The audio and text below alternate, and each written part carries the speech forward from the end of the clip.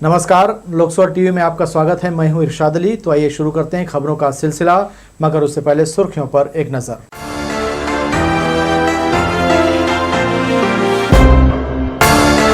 नगर निगम में चल रहा तेल का खेल, आमदनी में फिसड्डी, लेकिन पेट्रोल डीजल पर हर महीने का 1 करोड़ 40 लाख खर्च। खाने में रखा लाखों का कबाड़ जलकर खाक, रतनपुर थाना में हुआ हादसा। काम न काज, तनख्वाह हर महीने 6.5 लाख। माध्यमिक शिक्षा मंडल का संभागीय दफ्तर लूट रहा मजे। और सिम्स के 2 डॉक्टरों को मिला नोटिस, निरीक्षण में गड़बड़ी पर डीन ने दी कड़ी चेतावनी। ये थी सुर्खियां, अब खबरें विस्तार से। नगर निगम में तेल के नाम पर बड़ा खेल हो रहा है। निगम की करीब 140 छोटी बड़ी गाड़ियों में महीने का 1 करोड़ 40 लाख रुपए का तेल फूंका जा रहा है। अब सवाल ये उठता है कि क्या निगम की एक गाड़ी प्रति महीने 1 लाख रुपए का तेल पी रही है, या फिर तेल के पीछे कोई बड़ा खेल चल रहा है। बिलासपुर नगर निगम की कुल 140 गाड़ियां हैं, जिसमें से करीब 15 गाड़ियां अधिकारियों की हैं। नगर निगम को चलाने में अधिकारियों और जनप्रतिनिधियों के पसीने छूट रहे हैं। ये कहते हैं कि नगर निगम के पास पैसा नहीं है, लेकिन इसके बावजूद 140 गाड़ियों के पीछे नगर निगम प्रति माह 1 करोड़ 40 लाख रुपए पेट्रोल डीजल डलवाने के नाम पर खर्च कर रही है। इतनी बड़ी राशि सुनकर के आप जरूर सोच में पड़ गए होंगे, लेकिन यह सच है। जिस बिलासपुर नगर निगम की आमदनी 98 और खर्चा रुपया है, इससे आप अंदाजा लगा सकते हैं कि तेल के नाम पर किस तरीके से खेल चल रहा है। जो गाड़ियां आप टीवी स्क्रीन पर देख रहे हैं, ना तो उसका सही ढंग से रखरखाव होता है, ना ही यह कहीं से भी फिट है। चोक हो चुके इंजन और जर्जर हालत में नगर निगम की गाड़ियां तेल पी रही हैं। नगर निगम के वाहन शाखा प्रभारी गोपाल ठाकुर का कहना है कि निगम की गाड़ियों को दौड़ाने में प्रति माह 1 करोड़ 40 लाख रुपए का खर्च आता है। अपने यहाँ सब मिला के गाड़ियाँ जो है 135 के आसपास है, जो सभी चालू हालत में जो हैं अभी गाड़ियाँ, और 140 के एल के आसपास प्रति महीना लगभग ख़त्म होता है। अब वो रेट कम ज़्यादा होते रहता है ना, इसलिए जो उस समय जो रेट रहता है उस हिसाब से भुगतान करते हैं। अब अभी जैसे रेट बढ़ा था तो इंडियन ऑयल को वैसे ही भुगतान करते हैं जिस रेट पे होता है। नहीं, लगभग वो 1 करोड़ 40 लाख के आसपास ऐसा टाइप का लगभग आता है। सबसे चौंकाने वाली बात यह है कि निगम की कई गाड़ियों का नंबर प्लेट भी गायब है। किस गाड़ी में कितना तेल भरवाया जा रहा है, यह सिर्फ अधिकारी ही जान पाएंगे, या फिर तेल में खेल करने वालों को ही इसकी जानकारी होगी। नंबर प्लेट को धुंधला करके या गायब करके गाड़ियों के नाम पर डीजल और पेट्रोल की पर्ची जारी हो रही है। निगम में तेल के नाम पर हो रहे खेल का पर्दाफाश पहले भी हम कर चुके हैं। कागजी घोड़ा दौड़ाकर तेल के नाम पर जो पैसों का दुरुपयोग और बंदरबाट हो रहा है, उसकी जांच होनी चाहिए। देखा जाए तो प्रति वाहन के पीछे औसतन 1 लाख रुपए का तेल जल रहा है। कैमरा पर्सन सतीश साहू के साथ आशीष मौर्य, लोकसभा टीवी, बिलासपुर। आईजी रतनलाल डांगी अब प्रत्येक शुक्रवार को अपने मातहत अधिकारी, कर्मचारियों और उनके परिजनों की समस्या सुनेंगे। क्विक एक्शन और रिस्पांस के नाम से जाने जाने वाले आईजी रतनलाल डांगी ने अपनों की समस्याएं सुनने ऑनलाइन दरबार लगाने का निर्णय लिया है। प्रत्येक शुक्रवार को अपने अपने जिले के रक्षित केंद्र से ऑनलाइन पुलिस अधिकारी, कर्मचारी, उनके परिजन वर्चुअल आईजी से बातचीत कर सकेंगे और समस्या बता सकेंगे। मुख्य चिकित्सा एवं स्वास्थ्य अधिकारी कार्यालय में कांग्रेस नेता द्वारा आरोप लगाया गया कि मितानिनों को कांग्रेस की सदस्यता दिलाई जा रही है ताकि वो यूथ चुनाव में वोटिंग कर सकें। इस संबंध में सीएमएचओ डॉक्टर प्रमोद महाजन ने कहा, ऐसी शिकायत प्राप्त हुई है, मगर मितानिनों की भर्ती स्वास्थ्य विभाग नहीं करता है। हालांकि इसकी जांच कराई जाएगी। ऐसा कोई सदस्य ग्रहण करने का हमने तो मतलब अपने तरफ से कुछ ना उनको लेटर दिया ना कुछ दिया है, ना काम करने के लिए कहा है। ये तो ICDS के द्वारा ही पोस्टिंग होती है इनकी, हमारे द्वारा पोस्टिंग होती नहीं, लेकिन हमारे अंडर में काम करती है ये स्वास्थ्य वर्कर करके। और हमने ऐसा कुछ नहीं कहा है कि उनको काम करिए करके, और ना हमने कभी उन्हें आर्डर किया है कुछ। समाज में लोगों का ईमान बाकी है, इसका उदाहरण मिलता है। गलती से बैंक अकाउंट में जमा की गई राशि शहर के एक युवक ने लौटा दी है। सिविल लाइन थाना को दिए गए आवेदन में शहर के युवक शशिकांत जेहो आश ने बताया कि एक दिन पहले मध्य प्रदेश के उज्जैन निवासी एक महिला के खाते के बजाय 10,700 रुपये की राशि भूलवश उसके खाते में जमा कर दी गई। प्रभावित ने फोन कर बिलासपुर निवासी युवक को इसकी जानकारी दी। इस पर शशिकांत ने ये राशि ऑनलाइन ट्रांसफर कर दी है। कल मैं 2-2:30 बजे की बात है, उज्जैन मध्य प्रदेश से फ़ोन आया कि भैया आपके अकाउंट में मेरा पैसा आ गया 10,700 रुपये। तो मैंने उनको बोला है कि मैं अभी ड्यूटी से छूटूंगा, चेक करके यदि आया होगा आपका पैसा तो वापस कर दूंगा। फिर मैं तुरंत सिविल लाइन थाना बिलासपुर गया, वहाँ टीआई साहब को बताया ऐसी बात है, फ्रॉड होता है मैं सब। तो उन्होंने वहाँ संपर्क किया वो थाने में उज्जैन में। उनको भी मैं फ़ोन करके बोला आप थाना समीप के जाइए और बताइए ऐसा बात है। टीआई साहब लोग बात की आपस में और हम लोग को बोले कि दे दो, अकाउंट नंबर वगैरह मांग लीजिए और उनके अकाउंट में वापस कर दीजिए। फ्रॉड को देखते हुए मैं टीआई साहब के पास गया था। मेहनत का पैसा है, वापस कर दिया जाए। हम लोग को तो संतुष्टि उसी में है, किसी का पैसा व्यर्थ मत जाए।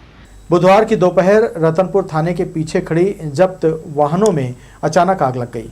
भले ही यहाँ जनहानि नहीं हुई मगर लाखों के वाहन आग में धू धू कर जल गए।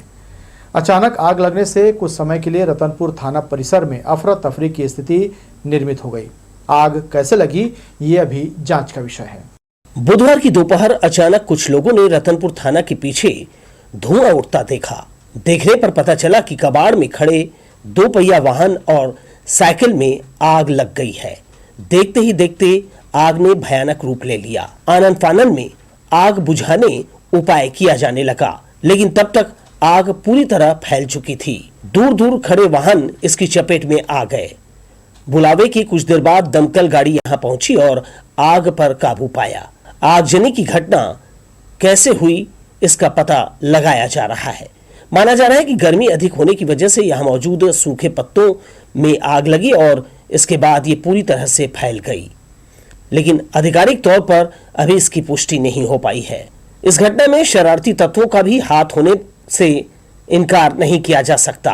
हकीकत क्या है ये तो जांच के बाद ही सामने आएगा। लोकसभा टीवी के लिए रतनपुर से विजय दानीकर की रिपोर्ट। हड़ताल लंबा खिंच जाने से ग्रामीण क्षेत्रों के श्रमिक और मनरेगा अधिकारी कर्मचारी आर्थिक रूप से पिछड़ गए हैं, लेकिन उनका हौसला अभी भी बरकरार है। 2 सूत्री मांग के चलते 2 महीने से मनरेगा का काम बंद है। वर्ष 2019 से अब तक शासन ने इनकी मांग पर जितनी भी समितियां गठित की हैं उनका काम बेनतीजा रहा है। 2 महीने से मनरेगा अधिकारी कर्मचारी हड़ताल पर हैं। 2 सूत्रीय मांग पर राज्य सरकार ने फिर समिति गठित कर दी है, लेकिन 1 माह हो गया बैठक हुई, न कोई अधिकारी इनसे मिलने आया। जिला मुख्यालय के बृहस्पति बाजार में श्रमिक प्रतीक्षालय में धरने को 2 माह हो गए। मनरेगा कर्मचारी अधिकारी कह रहे उन्हें योजना का लाभ पाने वाले ग्रामीण श्रमिकों का समर्थन मिल रहा है और मांग की जांच करने समिति बनाई गई है, लेकिन प्रगति की कोई खबर किसी को नहीं है। सरकार ने कमेटी गठित की है, लेकिन जो प्रशासनिक तंत्र है उसमें थोड़ा सा धीमा रवैया दिखाते हुए अभी एक भी बैठक कमेटी की नहीं हुई है, तो उस पर थोड़ा सा आक्रोश है मनरेगा कर्मियों का। कमेटी को ये काम सौंपा गया है कि जो हमारी मांगे हैं, 2 सूत्री मांगे हैं, उन मांगों पे विचार करें और उस पर एक निष्कर्ष तक पहुँचे कि इन मांगों को हम किस तरीके से पूरा कर सकते हैं और वो रिपोर्ट सरकार को सौंपनी है उनको। हम लोग लगभग 16 साल से गांव की जो ग्रामीण हैं, बेरोजगार लोग हैं, आर्थिक स्थिति जिनकी खराब है, उन सबको मनरेगा के माध्यम से हमारे सारे मनरेगा कर्मचारी उनको रोजगार दे रहे हैं। उनकी आर्थिक स्थिति को 16 सालों में इतना मजबूत, इतना सुदृढ़ कर दिए हैं कि आज जब हम लोग 2 महीने से अभी लगभग हड़ताल पे बैठे हुए हैं तो मजदूर भी हमारे साथ ही हैं। मांग को आदरणीय सीएम साहब को जरूर ध्यान देना चाहिए और पूरी करना चाहिए, क्योंकि उसकी मांग पूरी होगी तो हमारी मांग पूरी होगी, हमको लगातार रोजगार मिलेगा। ग्राम रोजगार सहायकों का ग्रे पेड पंचायत कर्मी के समान निर्धारित करना और मनरेगा कर्मचारियों का नियमितीकरण करना 2 प्रमुख मांगे हैं। शासन मनरेगा कर्मियों के 2 सूत्रीय मांगों के संबंध में अब तक केवल समिति का गठन किया है, लेकिन मांग पर फैसला नहीं हो सका है, जिससे मनरेगा कर्मचारी अधिकारियों में आक्रोश बढ़ता जा रहा है। कैमरामैन राजा खान के साथ दिलीप जगवानी, लोकसभा टीवी, बिलासपुर। मुख्यमंत्री मितान योजना के अंतर्गत नगर निगम प्रशासन को मई महीने में 127 आवेदन प्राप्त हुए थे, जिसमें से 104 निराकृत कर दिए गए। इस योजना के अंतर्गत जन्म, मृत्यु, विवाह, निवास, जाति सहित अन्य प्रमाण पत्र घर बैठे प्राप्त किए जा सकते हैं। अपर आयुक्त राकेश जायसवाल ने बताया कि टोल फ्री 14545 नंबर में कॉल करते हुए निश्चित तिथि में प्रमाण पत्र आवेदन करने वालों को मितान के माध्यम से प्राप्त हो रहे हैं। ये जो मितान योजना है शासन का एक फ्लेक्सिबल स्कीम है। पहले जो लोक सेवा केंद्र में लोग आकर के आवेदन देते थे और अपना सेवा का लाभ लेते थे, अब मितान के माध्यम से मितान जो हैं वो लोगों के घर जाएंगे और उनके घर से डॉक्यूमेंट कलेक्ट करके उनको घर में प्रमाण पत्र देंगे। ये मितान योजना है। अभी तक यहाँ पर 13 सेवा जो है वो शामिल किया गया है। इसमें नगर निगम और राजस्व विभाग की सेवाएं हैं और इसके 127 आवेदन अभी तक हमको मिले हैं। हर साल 75 लाख रुपए तनख्वाह और काम कुछ नहीं। हैरानी की दूसरी बात है, माध्यमिक शिक्षा मंडल के संभागीय कार्यालय में रेगुलर से दोगुना कर्मचारी दैनिक वेतन पर रखे गए हैं। बोर्ड परीक्षाओं की तैयारी के अलावा यहां से साल भर से दूसरा बड़ा काम नहीं होता।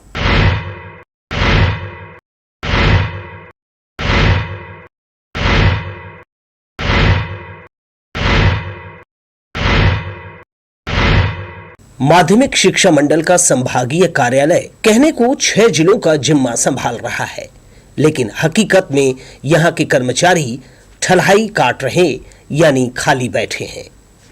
10वीं 12वीं बोर्ड परीक्षा की तैयारी, उसके बाद परीक्षा संपन्न होते ही सभी शांत बैठ जाते हैं। माध्यमिक शिक्षा मंडल के संभागीय कार्यालय में एक अधिकारी समेत 31 का सेटअप स्वीकृत है। गनीमत है, इसके आधे से ज्यादा कर्मचारी दैनिक वेतन पर रखे गए हैं। संभागीय अधिकारी, 1 सहायक सचिव, 2 सहायक ग्रेड 1, 2 सेक्शन अधिकारी और 2 बाबू मिलाकर 10 पद रेगुलर हैं। बाकी 21 कर्मचारी अस्थायी कार्यरत हैं। इस कार्यालय में काम समझ लीजिए कोई ज़्यादा हम लोगों के पास कोई रिस्पॉन्सिबिलिटी वाले ऐसे कोई काम नहीं है। जैसे बच्चों के फार्म आ जाते हैं, यहाँ वितरण करने के लिए आ जाते हैं, प्रवेश पत्र आ जाते हैं वितरण करने के लिए, मार्कशीट यहाँ आ जाती है वितरण करने के लिए, और फार्म लेने का काम है तो ले लेते हैं हम लोग। वह इसी टाइप के ऐसे काम यहाँ चल रहे हैं। और डीएमएस का भी काम चल रहा है यहाँ, डुप्लीकेट मार्कशीट बनाने का। तो 2002 से 2002 के बाद वाली मार्कशीट वगैरह हम लोग यहाँ से मार्कशीट और माइग्रेशन बना के बच्चों को भेजते हैं उनके पते पे।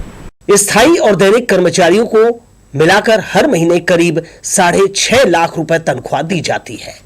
मतलब साल का लगभग 75 लाख दिया जाता है। बदले में 3 महीने काम में व्यस्त, फिर आराम ही आराम है। एक आखिरी तस्वीर जिसमें संभागीय अधिकारी बीके चौधरी के सामने कुर्सी पर बैठा बाबू सो रहा है ना कमाल का आराम का कार्यालय। कैमरामैन राजा खान के साथ दिलीप जगवानी, लोकसो टीवी, बिलासपुर। पेंड्रा जनपद पंचायत क्षेत्र के गांवों में चल रहे निर्माण कार्यों में जमकर भ्रष्टाचार हो रहा है। ग्रामीण क्षेत्रों के पुल पुलिया भगवान भरोसे हैं। कार्यों में न तो गुणवत्ता का ख्याल रखा जा रहा है और न ही स्थल चयन सही हो रहा है। वहीं मामले में अधिकारी मौन हैं। तो ग्राम पंचायत के जनप्रतिनिधि भी गुणवत्तापूर्ण सामग्री उपयोग नहीं किए जाने की बात खुद स्वीकार कर रहे हैं। निर्माण कार्यों को लेकर स्थानीय ग्रामीणों में गहरी नाराजगी है। पूरा मामला जनपद पंचायत पेंड्रा के कोटगार ग्राम पंचायत का है, जहां 14वें 15वें वित्त की राशि का दुरुपयोग किए जाने का मामला सामने आ रहा है। दरअसल यहां के बैगा मोहल्ला से कन्हई बहरा जाने वाले पगडंडी खेत में 6 लाख रुपयों की लागत से पुलिया निर्माण का कार्य कराया गया है, जिसमें नियम, कायदा, कानून, गुणवत्ता सब कुछ ताक पर रखते हुए खेत के मेड़ में ही पुलिया तैयार करा दिया गया है। इस पुलिया को बनाने में जो सामग्री यानी गिट्टी, क्रेशर, मेटल उपयोग किया जाना था, उसे उपयोग न करते हुए हैंड ब्रोकिंग बड़े बोल्डर का उपयोग किया गया है। वहीं दूसरा मामला पुलिया निर्माण कोटगार मुख्य मार्ग से डोंगरी पारा पहुंच मार्ग का है। यहां तो ग्राम पंचायत के द्वारा बिना बेस की मजबूती के ही पत्थरों के चट्टानों के ऊपर 6 लाख की लागत से पुलिया निर्माण का कार्य कराया जा रहा है। हैरान करने वाली बात यह है कि दोनों ही मामलों में कोई भी तकनीकी सहायक मौके पर जाकर निर्माण कार्यों की जांच परख नहीं किए। वहीं जब मीडिया ने मामले में ग्राम पंचायत कोटगार के सरपंच दिलराज सिंह पैकरा से बात की तो उन्होंने पुलिया निर्माण कार्य में हैंड ब्रोकिंग पत्थरों का इस्तेमाल किए जाने की बात स्वीकार की। जगह चयन को लेकर लिए गए निर्णय को उन्होंने पूर्व सरपंच पर डाल दिया। अब वो क्या है सर जी, पहले से वो पास है। वो जब हम लोग सरपंच नहीं थे ना, तभी से वो जगह चयन हुआ है और पास हुआ है, तो हम अब उसी को कर रहे हैं। क्या है, वो चट्टान है, चट्टान जितना खोदते बना उतना हम लोग खोदे हैं, और खुदे ही नहीं रहा तो जेसीबी भी नहीं कोड़ सकता ना उसको।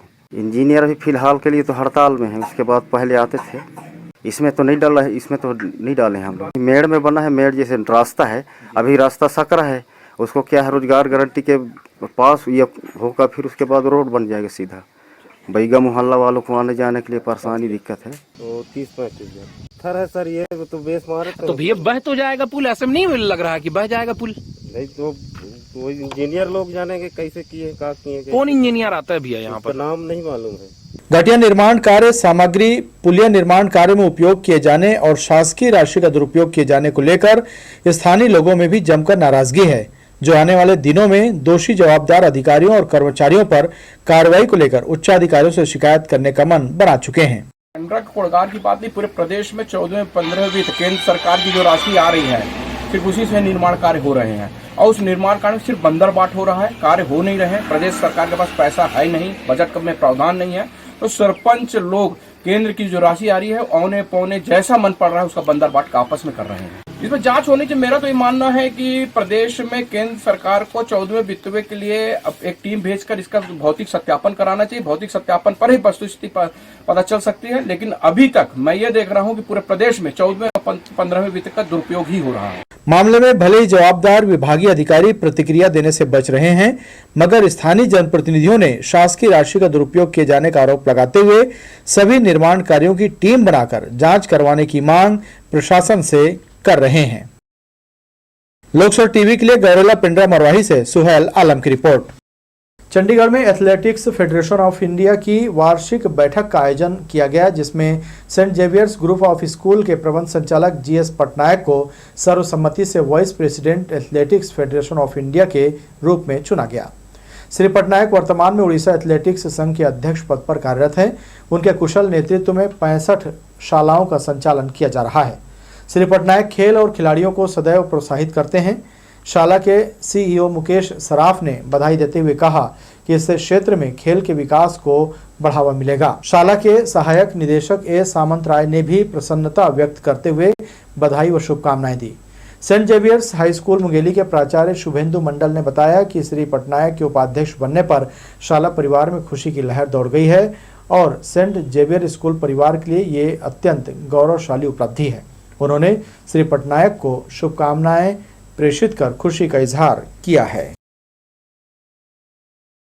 बढ़ेंगे आगे के समाचारों में, मगर उससे पहले सुर्खियों पर एक नजर।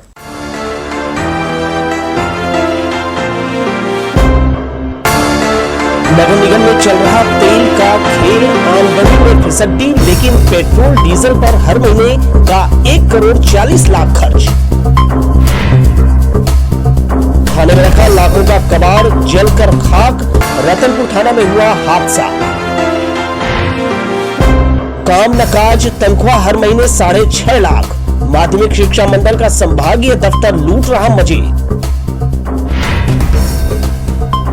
और सिम्स के 2 डॉक्टरों को मिला नोटिस, निरीक्षण में गड़बड़ी पर डीन ने दी कड़ी चेतावनी। सिम्स में भर्ती मरीजों को निजी अस्पताल में रेफर करना, उनसे दुर्व्यवहार व उनका सही समय पर इलाज न होने की शिकायत लगातार डीन को मिल रही थी। शिकायत की गंभीरता को देखते हुए डीन ने बुधवार को सिम्स का औचक निरीक्षण किया और इस तरह की शिकायतें दोबारा मिलने पर सख्त कार्रवाई की चेतावनी दी। निरीक्षण के दौरान सिम्स के डीन को गड़बड़ियां मिली हैं।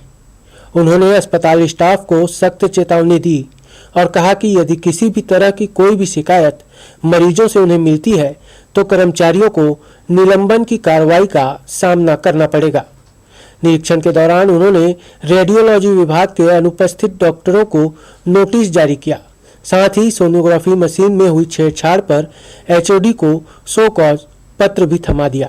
मरीजों को बाहर भेजा जा रहा है, इसके लिए मैंने खुद ही स्वयं को संज्ञान में लेते हुए कल मैं 10:30 बजे पूरे अस्पताल का निरीक्षण किया और जो कैजुअल्टी ओपीडी है और कैजुअल्टी वार्ड्स हैं उसका निरीक्षण किया। वहाँ पे मैंने स्ट्रिक्टली जो ड्यूटीरत डॉक्टर्स थे और नर्सेस थे और वार्ड बॉय थे उनको चेतावनी दी है कि अगर मुझे पुख्ता प्रूफ मिला तो मैं तत्काल सस्पेंड करूँगा और या तो 2 साल का इंक्रीमेंट रोक दूंगा या तो परमानेंट बर्खास्त करने की कार्रवाई करूंगा।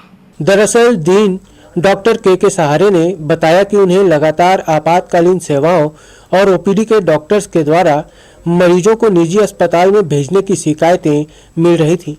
प्राप्त शिकायतों के आधार पर जांच करने के लिए वे मंगलवार को अस्पताल का औचक निरीक्षण करने पहुंचे थे।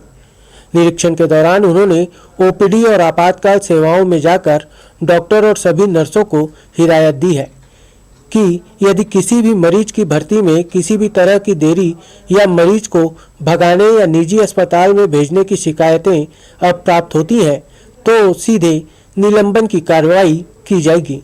मरीजों को बाहर सोनोग्राफी मशीन के लिए भेजा जा रहा है, उसका मैंने स्वयं संज्ञान लेते हुए निरीक्षण किया। प्रोब खराब है करके बोला गया, प्रोब को चूहा काट गया, परंतु मुझे उसमें कुछ भी ऐसा लगा नहीं कि ये प्राकृतिक घटना हो, परंतु ये मुझे अप्राकृतिक लगी। इसमें चूहे के अगर चूहा खाता तो दूसरे प्रोब को भी खाता, परंतु ऐसा कुछ भी नहीं पाया गया। उसमें साफ साफ छेड़छाड़ की गई है नाखून के द्वारा या अन्य किसी के द्वारा। अब इस पर मैंने स्पष्टीकरण मांगा है जो वहाँ की कार्यरत विभागाध्यक्ष से, और मैं उचित कार्रवाई करूँगा और इस पर जांच कमेटी बिठाऊंगा। इसके अलावा उन्होंने सर्जरी, मेडिसिन, टीबी, कैंसर व अन्य वार्डों का भी जायजा लिया और मरीजों से बातचीत की और इलाज के संबंध में पूछा। मरीजों ने इलाज और अन्य सेवाओं पर अपनी संतुष्टि जताई। इसके बाद डीन रेडियोलॉजी विभाग और सोनोग्राफी मशीन की जांच करने पहुंचे, जहां रेडियोलॉजी विभाग में स्टाफ के अलावा कोई डॉक्टर उपस्थित नहीं था, जिस पर उन्होंने अधीक्षक को ड्यूटी से गायब डॉक्टर को नोटिस जारी करने के निर्देश दिए हैं। लोकसो टीवी के लिए कैमरामैन जय साहू के साथ नीरज शर्मा, बिलासपुर। जोन क्रमांक 2 के विभिन्न वार्डों में जलभराव की समस्या से निपटने नालियों की साफ सफाई का काम तेज कर दिया गया है। तिफरा से यदुनंदन नगर, अभिलाषा परिसर, हाईटेक बस स्टैंड और आसपास के सभी वार्डों में छोटी बड़ी नालियों से भारी मात्रा में कचरा निकाला गया है। जोन कमिश्नर प्रवेश कश्यप की मौजूदगी में साफ सफाई का काम किया गया है। बारिश पूर्व बड़े नाले नालियों की सफाई के निर्देश हैं। उसी कड़ी में अभी हम लोग निरीक्षण में आए हैं। हमारा मुख्य मार्ग के नालियों की सफाई चल रही है और कल भी हमने निरीक्षण किया था और यदुनंदन नगर नाले की भी सफाई चल रही है। उसके अलावा सिरगिट्टी के 2 नालों की सफाई हो चुकी है, परसदा के नाले की सफाई हो चुकी है। हमारा प्रयास है कि जो जल भराव के चिन्हांकित क्षेत्र हैं वहाँ इस वर्षा ऋतु में जल भराव की समस्या ना रहे, उसी कड़ी में सफाई का आज निरीक्षण किया गया है। 1-2 दिनों की राहत के बाद सूर्य ने फिर आग उगलना शुरू कर दिया है। जैसे ही धूप निकला और गर्म हवाएं रौद्र रूप दिखाना शुरू कर दिया, जिससे आम जनमानस गर्मी से बेहाल हो गया। बुधवार के दिन तापमान लगभग 40 डिग्री पार रहा। न्यायधानी में गर्मी व उमस से लोगों का हाल बेहाल है। बुधवार को भी यही स्थिति बनी रही। मौसम विभाग की माने तो अधिकतम तापमान में वृद्धि संभावित है। चक्रीय चक्रवात के कारण सुबह से ही तेज धूप और फिर दोपहर बदली छाने लगती है। नौतपा के बीच तापमान 40 से 43 डिग्री के बीच रहने का अनुमान है। मौसम वैज्ञानिक गीत शर्मा के मुताबिक एक पूर्व पश्चिम द्रोणिका उत्तर पश्चिम राजस्थान से असम तक 0.9 किलोमीटर ऊंचाई तक विस्तारित है। 1 जून को प्रदेश में उत्तर पश्चिम हवा के प्रभाव से अधिकतम तापमान में वृद्धि महसूस की गई है। वहीं 1-2 स्थानों पर हल्की वर्षा होने या गरज चमक के साथ छींटे पड़ने की संभावना दिखाई दी है। प्रदेश में 1-2 स्थानों पर गरज चमक के साथ अंधड़ के चलने का भी पूर्वानुमान लगाया गया है। गौरतलब है कि मंगलवार को ठंडी के बाद फिर से गर्मी का एहसास हुआ था। अधिकतम तापमान में 60 डिग्री सेल्सियस की गिरावट आने के बाद स्थिति एकदम बदल गई है। लोकसो टीवी के लिए कैमरामैन जय साहू के साथ Neeraj Sharma, Bilaspur. Government multipurpose school के बगल से 15 एकड़ क्षेत्र में फैला मैदान संवारा जा रहा है। इसे क्रिकेट, हॉकी और फुटबॉल ग्राउंड के रूप में विकसित किया जाएगा। स्मार्ट सिटी प्रोजेक्ट के तहत यहां एक इंडोर स्टेडियम और ट्रेनिंग हॉल तैयार किया जाना है। शहर के खेल प्रेमियों की मांग पूरा करने की कोशिशें तेज कर दी गई है। दयालबंद क्षेत्र में एक सर्व सुविधा युक्त खेल मैदान की कमी लंबे समय से महसूस की जा रही थी। इसके लिए मल्टीपर्पज स्कूल के बगल से खाली मैदान को संवारा जा रहा है। इसे 15 एकड़ क्षेत्र में क्रिकेट, हॉकी, फुटबॉल तीनों खेल की सुविधाएं विकसित की जाएंगी।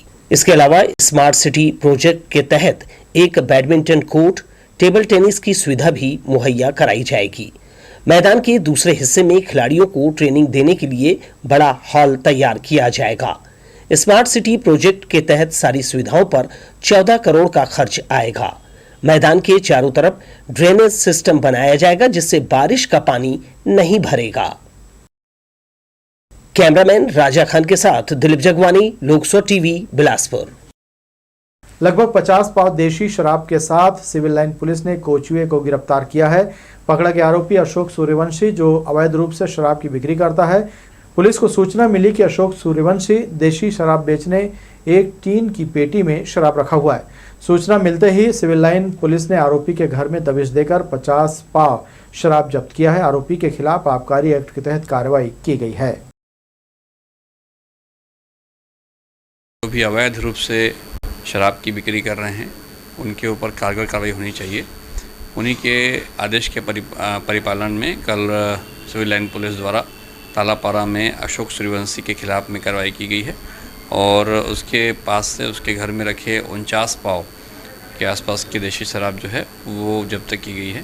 पहले भी इसके विरुद्ध में कार्रवाई की गई है और कोशिश की जा रही है कि ऐसे जितने भी लोग जो आदतन इस तरह से कार्य कर रहे हैं उनके ऊपर कड़ाई से कार्रवाई की जा सके। तो ये थी हमारी लोकसभा टीवी की तमाम खबरें। अगले बुलेटिन में आपसे फिर होगी मुलाकात। तब तक के लिए इरशाद को दीजिए इजाज़त। नमस्कार।